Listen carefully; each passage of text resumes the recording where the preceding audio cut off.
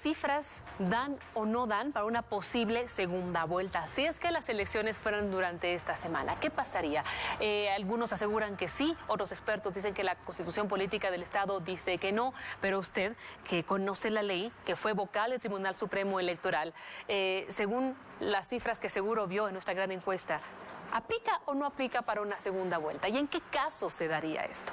Bueno, la segunda vuelta específicamente se aplicaría en el entendido de que hay una diferencia de 11%, ¿no? De 11 puntos, digamos, ¿sí?, entre el primer y segundo candidato, ¿no? En ese entendido, pareciera ser que la cifra dará para una segunda vuelta, un balotaje, como es que llamamos los bolivianos.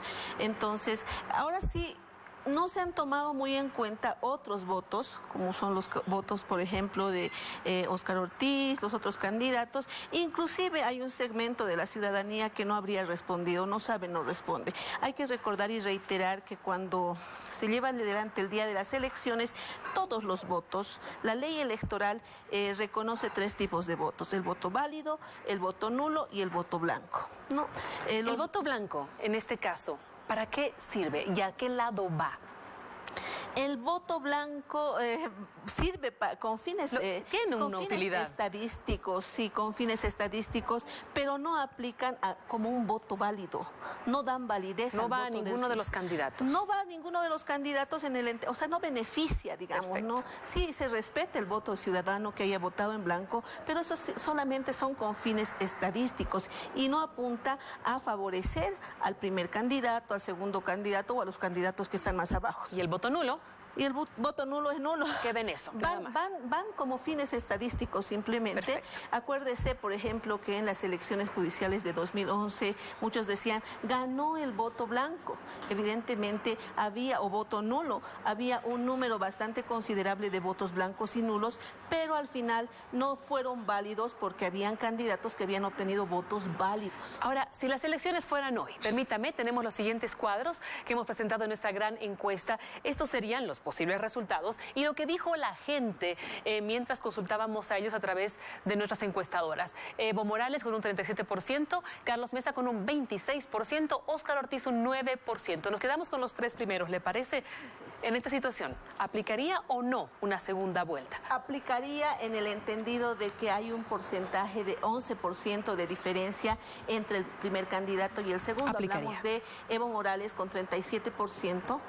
Y Carlos Mesa con 26%. Acuérdese que la ley y también la Constitución Política del Estado indica que para irse a segunda vuelta debe haber una diferencia de 10%. ¿No? Y aquí vemos, si hoy día o ayer hubieran sido las elecciones, prácticamente habría un ganador. Bien, entonces esa es la explicación que queríamos saber y lo que dicen las leyes. En este caso, la Constitución Política del Estado es muy clara en cuanto a en qué caso un candidato va o no a una segunda vuelta. Claro que sí. Entonces hablamos de la diferencia de 10%, ¿no? De 10%, en este caso es 11%. Y ni qué decir con el tercer candidato que hablamos de un 9% de preferencia electoral. ¿En qué caso no sería una segunda vuelta y el resultado sería claro para que los bolivianos vayan conociendo estos términos y estén ya familiarizados para el 20 de octubre?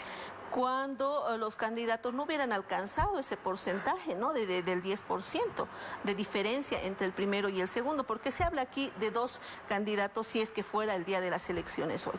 El primero que tiene un 37% y el segundo que tiene un 26%. Ahora, si es que estos porcentajes por ahí, se me ocurre que don Carlos Mesa estuviera con un 27, 28%. Manejemos candidato 1 y candidato 2. ¿Qué le parece? Para no irnos hacia ningún lado. Entonces, o A y B. Si la diferencia sería 9%.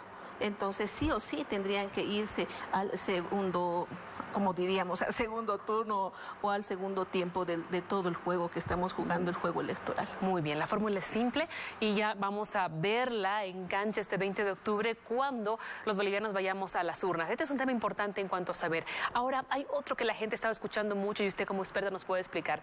Los jueces electorales. ¿Qué roles juegan en todo esto? Se habla, por ejemplo, de faltas a normas. Recordemos que hubo un conflicto en Morochata recientemente, pasó un juez electoral, luego devolvió la causa y hasta ahora este tema tampoco es resuelto. ¿Qué rol cumplen en esta etapa electoral, preelectoral?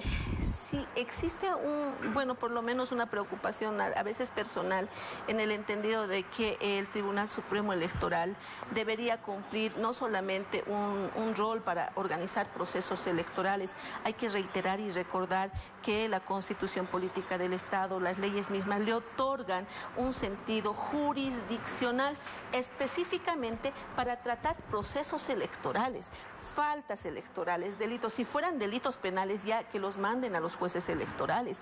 Pero ha sucedido, como es el caso de Morochata en Cochabamba, el juez electoral se ha excusado y hasta ahora no sabemos por qué. Sin embargo, lo que correspondería en este momento para ver el caso de Morochata, para ver otros casos que han sido denunciados, propaganda electoral anticipada de uno u otro candidato, deberían tratarlo en el Tribunal Supremo Electoral, porque el Tribunal Supremo Electoral está para eso, para resolver conflictos electorales, obviamente que no sean delitos que incurran en delitos en la justicia ordinaria.